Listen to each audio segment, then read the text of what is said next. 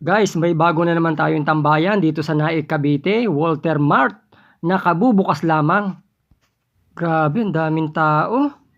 Yes guys, welcome back to my channel at ngayon ay nandito tayo sa bagong tambayan dito sa Naik, Cavite. So let's go! Located po ito dito sa Sabang, Naik, Cavite. Kung kayo ay nasa palengke ng Naik, mga 3 minutes to 5 minutes lang na andito na kayo sa Walter Mart. At kung trip nyo lakarin, pwede naman mga 5 to 10 minutes, depende sa lakad nyo ha. Halhal pihado. Naku, magsakay na nga lang kayo at baka upang sisihin nyo pagka na high blood kayo, lalo't kainita ng araw, ano? May libre namang sakay dyan mula dyan sa Naik. Oo, yan, ano, umiikot. At pumasok na nga tayo, maghanap tayo ng parking mula pa dito sa Bukana, punong-puno ng mga sasakyan. Dahil nga ito ay bago at kabubukas lamang, talaga namang dinumog na ng husto. O, saan kaya to? Kabilaan, puno. Andito tayo sa gilid. Eto. So papunta na tayo sa likod, iikot na tayo, ayan, nasa likod tayo pero puno pa rin ang mga gilid. So bali, ginagawa pa lang pala tong likod, oh, ayan, oh. Pinapatag pa para siguro sa parking nga. At buti na lang, nakahanap tayo dito sa may gilid, papark na tayo.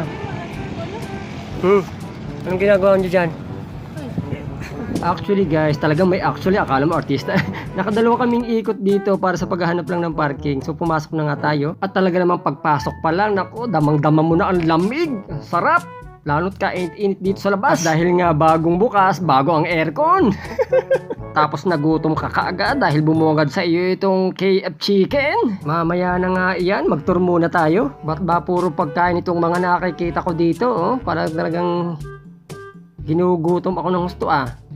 Tama-tama, may Mr. DIY pala dito.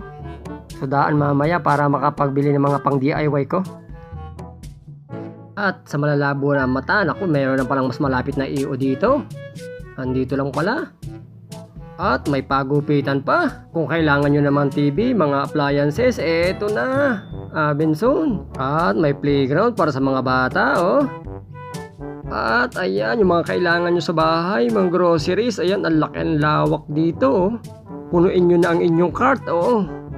At matapos kayo mag-grocery, eto na ang food court, oh. Talaga naman. Pwede tayong tumambay dito at magpakabusog. Yun guys, at talaga namang kadami-daming tao dito. So, ayan nga, ito naman itsura sa gabi. Di ba? Liwanag, madilaw. So ayan guys, bye for now. Thank you for watching.